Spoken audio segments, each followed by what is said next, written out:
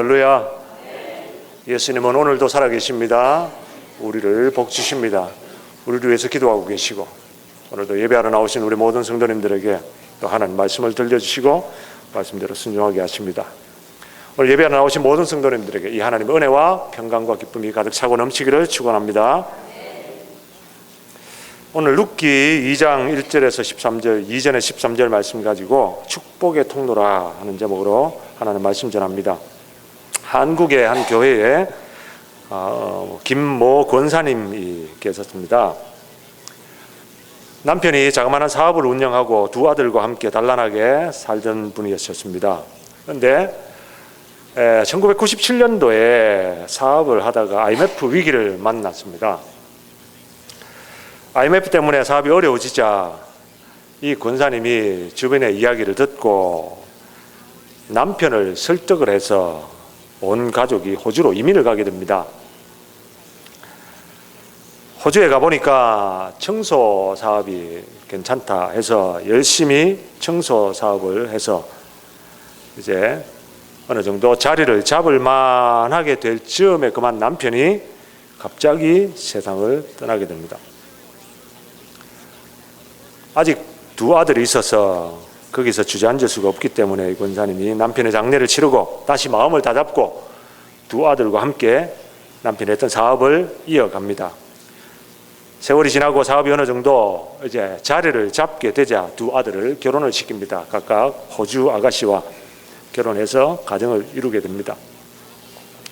이제 모든 것이 잘 될 줄 알았고 풀릴 줄 알았는데 이게 웬일입니까? 결혼한 큰아들이 어느 날 시름시름 앓다가 세상을 떠나고 말았습니다. 슬픔을 이길 겨를도 없이 연달아서 둘째 아들 맞아 교통사고로 세상을 가지겠습니다. 이 권사님이 호주에서 살 희망을 다 잃어버렸습니다. 이제 다시 한국으로 돌아가야 되겠다 마음을 먹었습니다. 근데 둘째 며느리가 시어머니를 따라서 한국으로 가겠다고 합니다. 시어머니가 말립니다. 앞날이 창창한 젊은 여인이 인종차별이 심한 한국 땅으로 가가지고 어떻게 살려고 하냐 극구 말리는데도 불구하고 이 둘째 며느리는 기어이 어머니를 따라 나섰습니다. 할 수 없이 권사님은 둘째 며느리를 데리고 다시 한국으로 돌아옵니다. 한국으로 돌아와 보니까 먹고 살기 위해서 일자리를 알아보지만 누가 나이 든 여인이 써주겠습니까? 할 수 있는 일이 없었습니다. 다행히 젊은 며느리가 집 근처에 있는 공장에서 일자리를 겨우 얻어서 두 사람이 살아갈 수 있게 되었습니다. 이 며느리는 한국에 와서 말도 다르고 문화도 다른데 힘든 내색 한번 하지 않고 열심히 일을 해서 시어머니를 봉양을 합니다. 그런 어느 날 이 며느리가 일하는 공장에 사장님이 순실을 왔다가 이 며느리를 보게 됩니다. 직원들에게서 자초지종을 전해 듣고는 이 사장님이 여인에게 관심을 가지게 되죠. 호의를 베풉니다. 눈여겨보기를 시작합니다. 어떻게 외국인 며느리가 남편도 죽었는데 이 한국 땅으로 와서 시어머니를 모시겠다고 저렇게 일을 하고 있는가 너무도 기특했습니다. 그렇게 눈여겨보던 몇 개월이 지나서 이 사장이 이 며느리에게 청혼을 합니다. 알고 보니까 이 사장님도 일찍 부모를 여의었고 이전에 결혼을 한번 했지만 아내를 병으로 잃고 상처한 홀몸이 된 사람이었습니다. 사장의 청혼을 듣고 이 며느리가 조건을 걸었습니다. 시어머니를 함께 모셔야 된다는 조건이었습니다. 이 사장도 일찍 부모를 여의었기 때문에 이 나이든 부모님을 흔쾌히 받아들이고 이 두 사람은 결혼해서 시어머니를 모시고 아들, 딸 낳고 잘 살게 되었습니다. 눈치 빠른 분들은 제가 무슨 얘기하는지 다 아실 거예요. 성경을 제 얘기가 무슨 얘기인지 못 알아들으시는 분들은 성경을 안 읽으셨다는 거예요. 룻기에 나오는 얘기를 제가 한국판으로 각색을 했습니다. 제가 지어낸 얘기예요. 실제 얘기는 제가 각색한 얘기 아니고 실제 얘기는 오늘 읽은 룻기 본문에 나오는 이야기입니다. 여기에 보면 나옴이라고 하는 유대인 여인이 흉년이 들어서 이웃 나라인 모압으로 이민을 갔다가 남편 잃고 두 아들 다 잃고 모압 여인 며느리를 데리고 다시 유대 땅으로 돌아옵니다. 이 모압 여인인 룻이 시어머니를 모시고 복양을 하면서 밭에 나가서 떨어진 곡식단 주워가지고 겨우 입에 풀칠을 하는데 그 밭의 주인인 보아스가 와서 이 룻과 결혼해서 아들을 낳는다는 이야기죠. 이건 실화죠. 그 룻이 낳은 아들이 바로 다윗 왕의 할아버지가 됩니다. 여러분, 룻기를 통해서 하나님께서 우리에게 들려주시는 교훈이 많이 있습니다. 그 중에서 특별히 이 룻이 이방 여인이었음에도 불구하고 유대인 남편과 결혼을 해가지고 하나님을 알게 된 뒤로 다시 이방 풍속으로 돌아가지 않고 오히려 어떤 어려움이 올지라도 시어머니가 믿는 하나님만 붙들고 가겠다고 굳게 결심하고 따라 나섰을 때에 하나님께서 이 여인의 결단을 귀하게 보시고 이방인임에도 불구하고 유대인의 가장 위대한 왕 다윗의 조상이 되게 하셨다는 것입니다. 오늘 본문에도 보니까 12절 말씀에 보아스가 룻에게 뭐라고 얘기합니까? 여호와께서 11절에 보아스가 그에게 대답하여 가로되 네 남편이 죽은 후로 네가 시모에게 행한 모든 것과 네 부모와 고국을 떠나 전에 알지 못하던 백성에게로 온 일이 내게 분명히 들렸느니라. 여호와께서 내 행한 일을 보응하시기를 원하며 이스라엘의 하나님 여호와께서 그 날개 아래 보호를 받으러 온 네게 온전한 상 주시기를 원하노라. 이게 교훈입니다. 이 룻기를 통해서 우리에게 주시는 교훈은 우리도 예수 믿고 하나님 자녀가 되었으면 룻처럼 어떤 어려움이 오더라도 하나님을 믿는 믿음, 그것을 붙잡고 살아갈 때에 하나님이 룻을 통해서 복을 주셨던 것처럼 우리도 복을 받을 수 있다라는 교훈입니다. 오늘 저와 여러분들이 그런 분들 되기를 바랍니다. 어떤 어려움이 오더라도 하나님만 붙잡고 믿음으로 사시기를 바랍니다. 그런 사람들에게 하나님이 당신의 날개 아래 보호를 받으러 오는 룻에게 은혜를 베풀어 주셨던 것처럼 오늘 저와 여러분들에게도 은혜를 베풀어 주실 것입니다.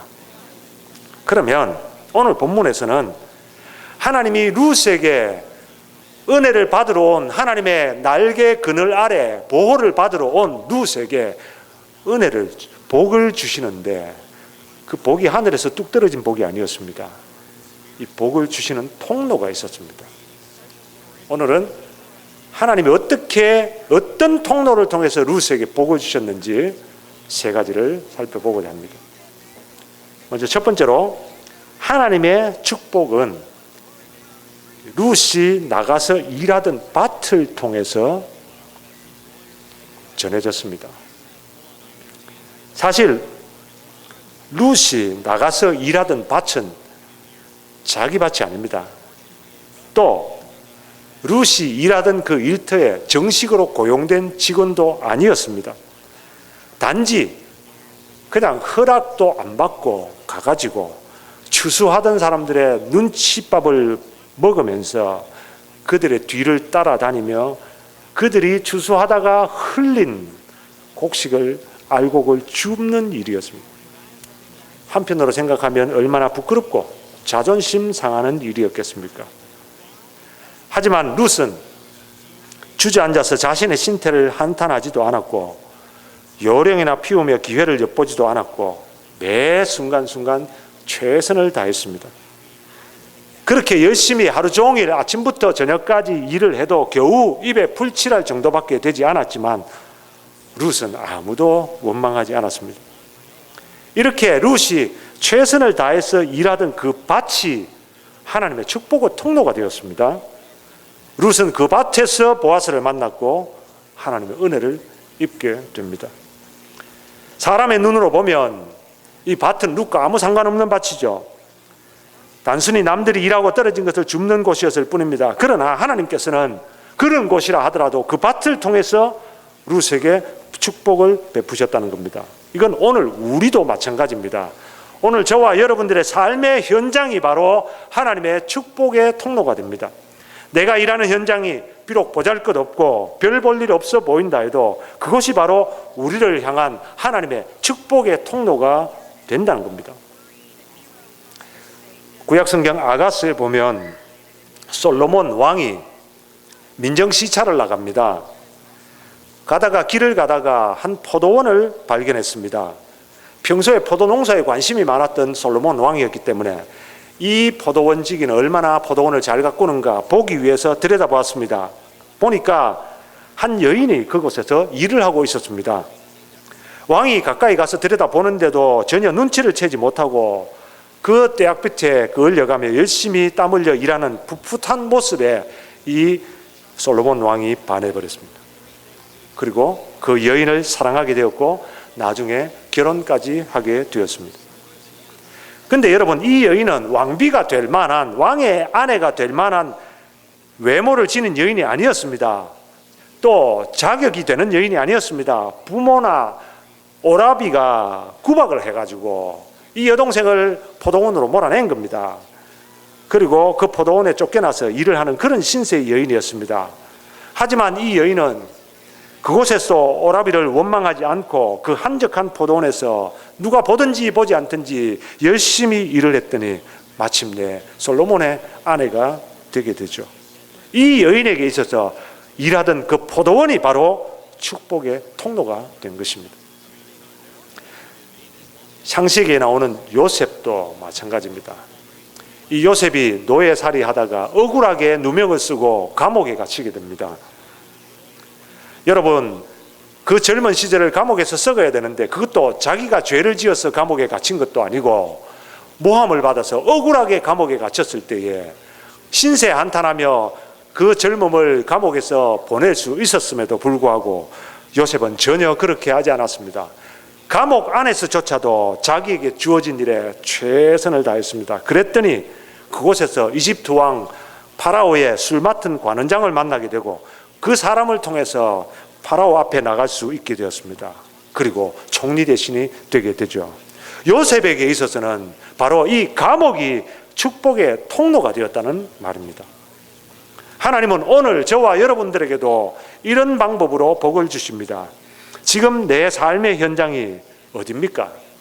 지금 내 삶의 현장이 비록 보잘것없어 보이고 비록 그것이 힘들고 어려워도 분명한 사실은 그 현장이 우리를 향하신 하나님의 축복의 통로라고 하는 것입니다. 인간적으로 볼 때는 너무나 한심한 일을 하고 있습니까? 지금 하고 있는 일이 너무나도 보잘것없어 보이는 일입니까? 그러나 여러분, 그것이 무슨 일이든지 여러분의 삶의 현장에서 최선을 다하십시오. 그렇다면 하나님이 그 밭을 축복의 통로로 삼으셔서 저와 여러분들을 축복해 주실 줄 믿습니다. 두 번째로, 하나님이 룻을 축복하실 때 축복의 통로는 사람입니다. 룻이 밭에서 이삭을 줍고 있을 때 보아스가 나타나서 룻에게 호의를 베풀어 줍니다. 8절 말씀 봅시다. 8절에 보아스가 룻에게 이르되 내 딸아 들으라. 이삭을 주우러 다른 밭으로 가지 말며 여기서 떠나지 말고 나의 소녀들과 함께 있으라. 또 14절에서 16절에 보면 식사할 때에 보아스가 룻에게 이르되 이리로 와서 떡을 먹으며 네 떡 조각을 초에 찍으라. 룻이 곡식 베는 자 곁에 앉으니 그가 볶은 곡식을 주매 룻이 배불리 먹고 남았더라. 룻이 이삭을 주우러 일어날 때에 보아스가 자기 소년들에게 명하여 가로되 그로 곡식 단 사이에서 줍게 하고 책망하지 말며 또 그를 위하여 줌에서 조금씩 뽑아버려서 그로 줍게 하고 꾸짖지 말라 하니라. 대단한 호의입니다. 아무도 눈여겨보지 않던 이 룻이 보아스에게 은혜를 입는 겁니다. 그런데 보아스가 왜 처음 보는 룻에게 이런 호의를 베풀었을까요? 룻이 너무너무 아리따운 여인이라서 그랬을까요? 아니면 룻이 열심히 일하는 모습이 너무너무 마음에 들었기 때문이었을까요? 물론 인간적으로 그런 마음이 들었을 수도 있습니다. 하지만 보아스가 룻에게 호의를 베푼 진짜 이유는 11절 말씀에 나옵니다. 11절을 봅시다. 보아스가 그에게 대답하여 가로되 내 남편이 죽은 후로 네가 시모에게 행한 모든 것과 네 부모와 고국을 떠나 전에 알지 못하던 백성에게로 온 일이 내게 분명히 들렸느니라. 이미 보아스는 룻을 만나기 전에 소문을 들었습니다. 모압 여인이 나오미를 따라서 우리나라로 왔다. 그리고 아무것도 없는 나오미를 봉양하기 위해서 열심히 밭에 나가서 일한다. 이런 소문을 들었습니다. 그런데 막상 보아스가 실제로 룻을 만나보니까 그 소문이 사실이라는 것을 확인한 겁니다. 정말로 자기에게 뭐 하나 도움이 될 것 없는 시모를 위해서 집만 될 뿐인 시어머니를 고생스럽게 봉양하고 있는 것을 볼 때에 이 보아스의 마음이 동했던 것입니다. 여러분, 이 나오미가 룻에게 하나도 도움이 되지 않습니다. 오히려 집만 될 뿐입니다. 그래서 혼자 갈 테니까 너희들은 제가 해라고 며느리를 돌려보내려고 했죠. 그럼에도 불구하고 룻이 따라왔습니다. 나오미는 늘 마음에 이 며느리가 부담이 되었을 겁니다. 자기를 봉양하는 또 저렇게 젊음을 희생하고 애를 쓰는 며느리가 너무너무 마음에 썼을 것입니다. 룻의 입장에 있어서는 이 나오미가, 시어머니가 너무너무 짐이 됐을 겁니다. 부담이 됐을 겁니다. 그럼에도 불구하고 이 룻이 하나님에게 은혜를 입게 된 그 통로는 바로 나오미를 통했었습니다.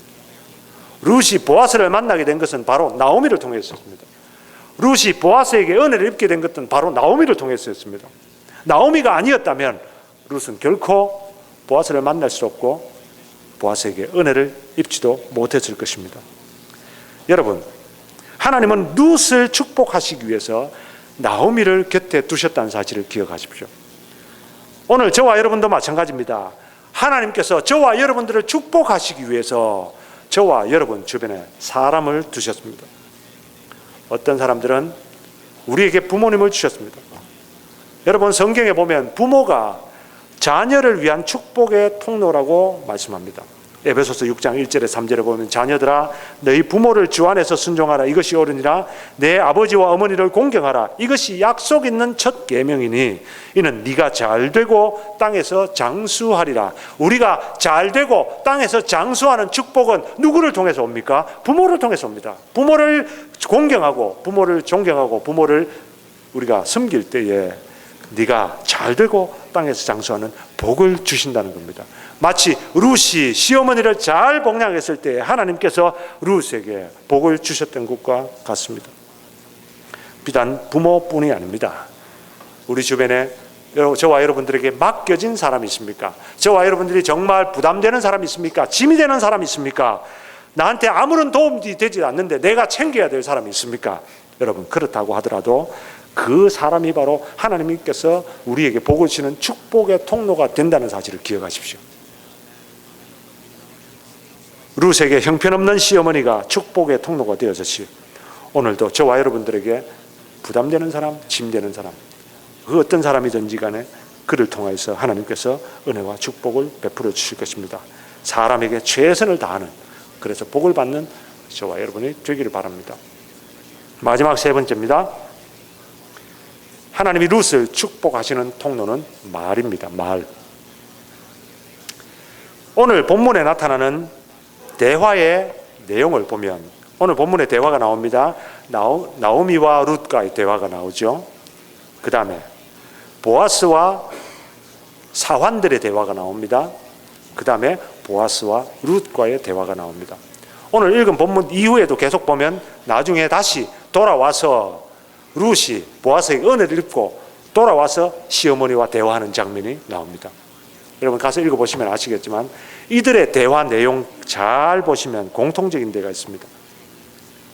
그것은 모두 긍정적인 말, 좋은 말, 축복의 말을 주고받았다는 것입니다. 나오미가 룻을 향해서 내 딸이라고 불렀습니다.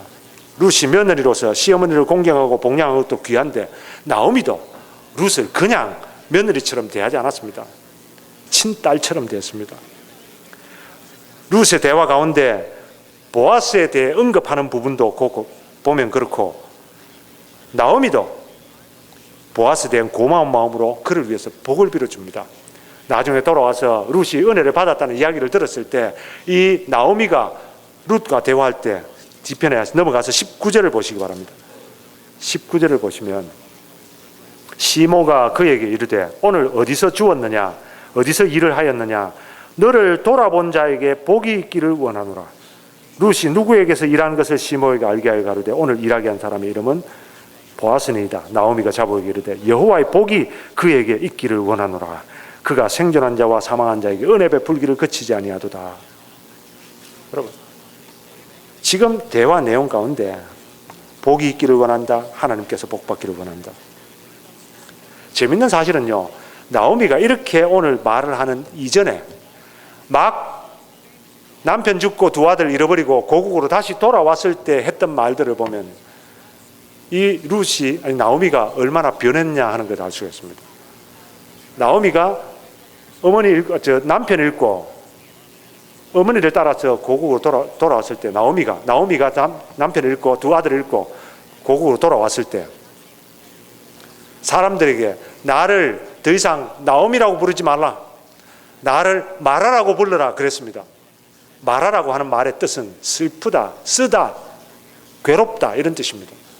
나는 괴로운 사람이다. 남편 잃고 두 아들 잃고 모든 것 다 잃어버리고 실패한 사람이다. 나는 패배자다. 나는 도무지 이제는 희망이 없는 사람이다. 이런 뜻입니다. 사람들에게 나오미가, 사람들이 자리에 나오미가 왔다. 나오미가 돌아왔다. 수근수근 될 때 사람들에게 나는 더 이상 나오미라고 부르지 마라. 마라라고 불러라.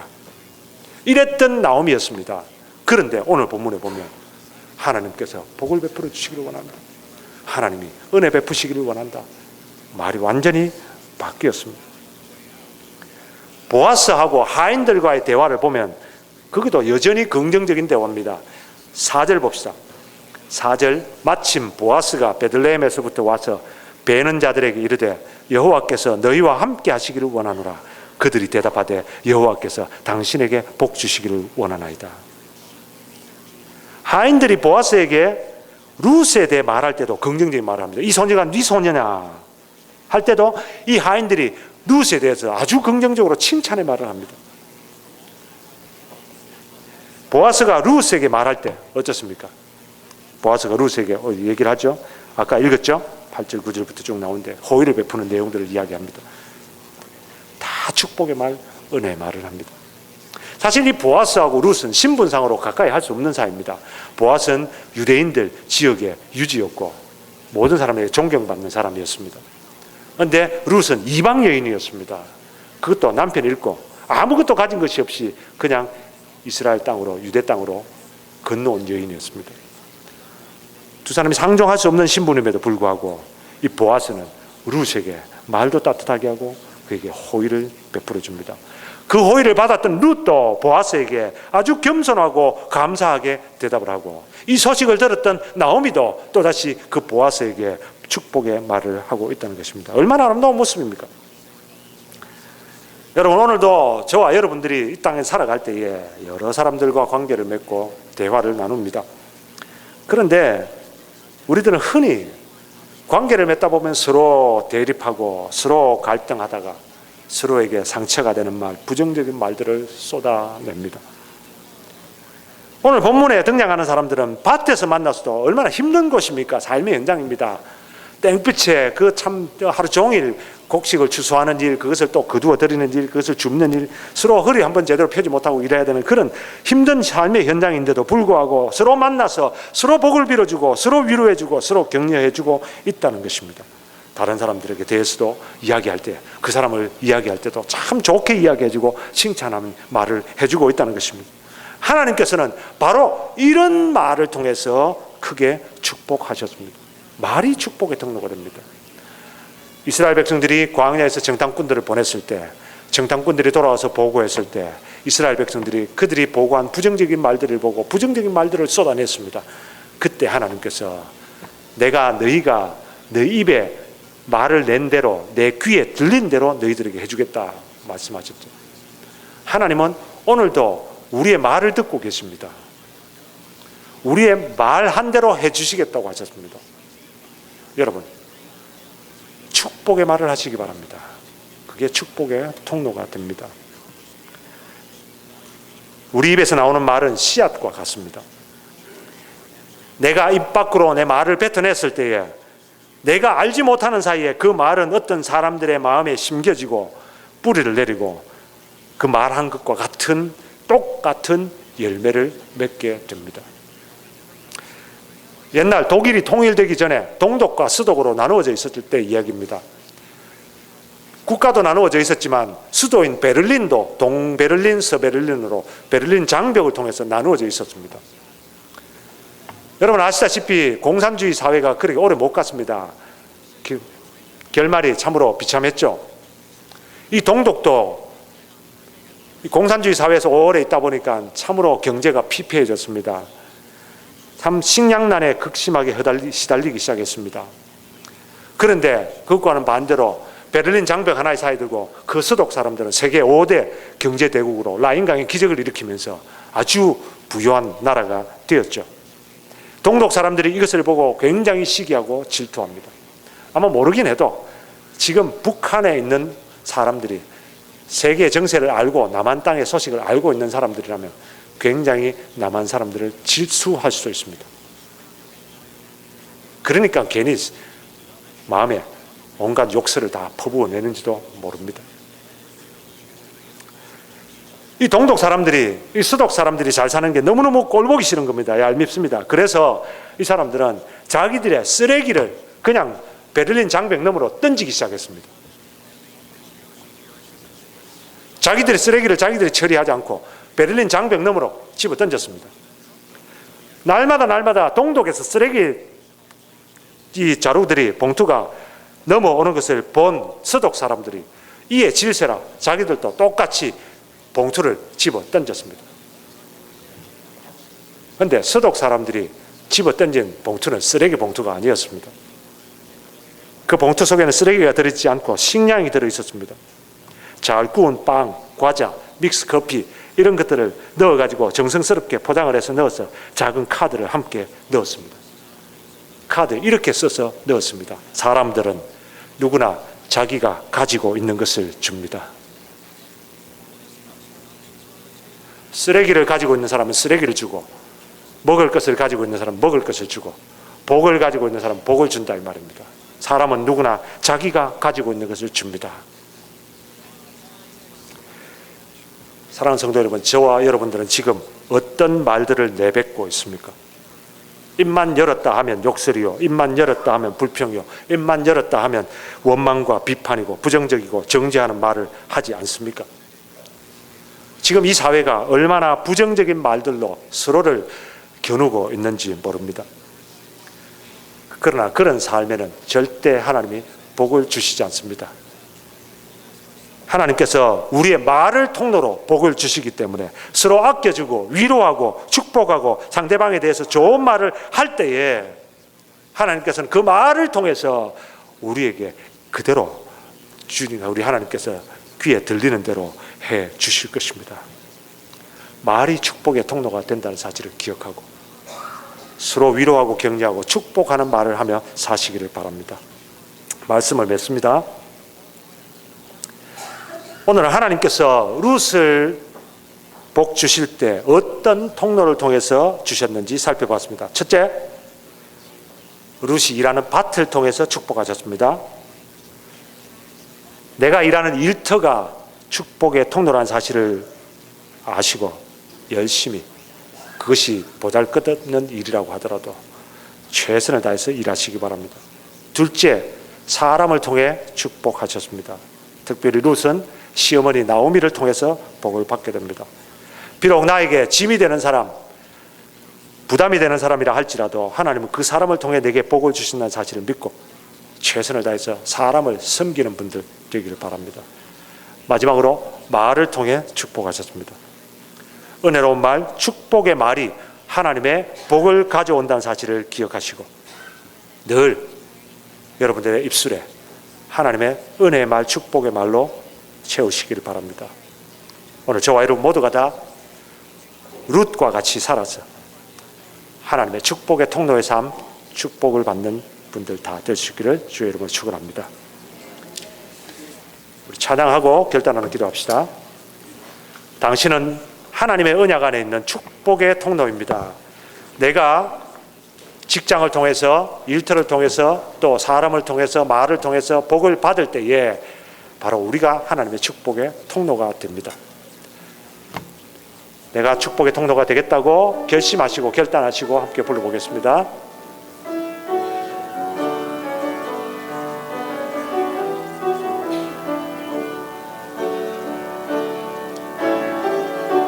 당신은 하나님의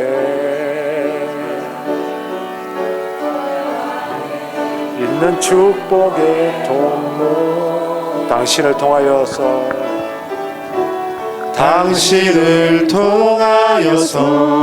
열방이 주께 돌아오게 되리. 다시 한 번 더. 당신은 하나님의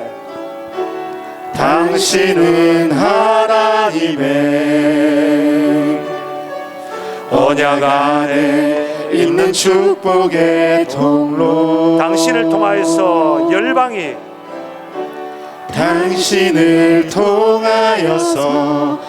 주께 복을 받게 되리. 주께 복을 받게 되리. 다시 한 번 더. 당신은 하나님의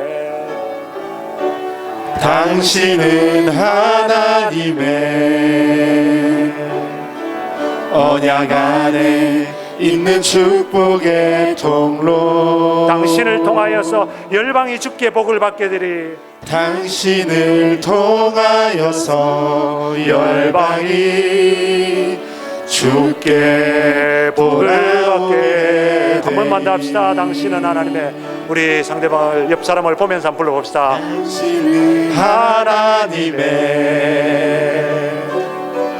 언약 안에 축복의 통로입니다. 통로, 당신을 통하여서 열방이 주께 복을 받게 됩니다. 당신을 통하여서 열방이 주께 복을 받게 되리. 결단하면서 한번 기도합시다. 여러분의 삶을 한번 돌아보십시오. 여러분의 일터의 현장이 복의 통로였는데 복을 받지 못했습니까? 여러분의 맡겨진 사람이 복의 통로였는데 복을 받지 못했습니까? 여러분의 말이 축복의 통로였는데 복을 받지 못했습니까? 그렇다면 지금부터 결단하십시오. 내가 앞으로는 내 일터가 축복의 통로가 되게 하겠다. 내 사람이 축복의 통로가 되게 하겠다. 내 말이 축복의 통로가 되게 하겠다. 그래서 룻이 받았던 그 엄청난 복을, 하나님이 부어주시는 복을 나도 받아서 나누어주는 축복의 통로가 되겠다. 이 시간 다 같이 한번 결단하면서 기도합시다. 하나님 아버지, 감사합니다. 많은 사람들이 하나님이 주시는 복을 받지 못하고 살아가고 있습니다. 주여, 우리에게 복 주시는 하나님, 저 복이 주님 주시는 통로를 저희들이 잃어버리고 있습니다. 아버지 하나님여, 우리의 일터가 축복의 통로는 것을 기억하고 일터에서 최선을 다해서 열심을 다해서 살게 하여 주옵소서.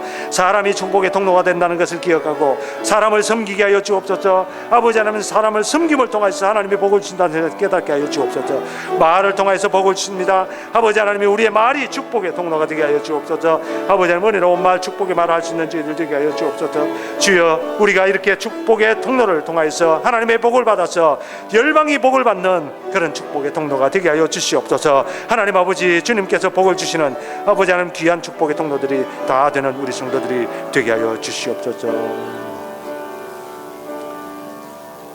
하나님, 많은 사람들이 우리 주님이 주시는 축복의 통로를 알지 못하고 자기 마음에 내키는 대로 내뱉고 일하고 사람을 대하며 무시하고 살아가고 있습니다.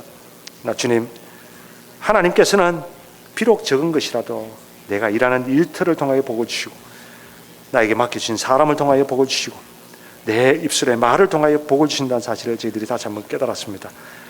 이 자리에 모인 모든 우리 성도님들이 앞으로 남은 삶 동안 우리 하나님이 주시는 축복을 받기 위해서 일터에서 또 맡겨진 사람을 통해서 우리 말을 통해서 최선을 다해서 섬기고 축복의 말을 해서 우리 하나님이 주시는 복을 받아 누리는 복의 통로가 되게 하여 주시옵소서. 이제는 우리 주 예수 그리스도의 은혜와 하나님 아버지의 무한하신 사랑과 성령의 감동 교통하심이 오늘 말씀 듣고 축복의 통로가 되고 내 하는 일터를 축복의 통로로 삼고 내게 맡겨진 사람을 축복의 통로로 삼고 내 말을 축복의 통로로 삼고 많은 사람들에게 복을 주고 베풀고 나누기를 원하고 소원하고 결단하는 이 자리에 모인 모든 성도들과 유재지의 하나님 교회 위에 영원토록 함께 있을지어다. 아멘.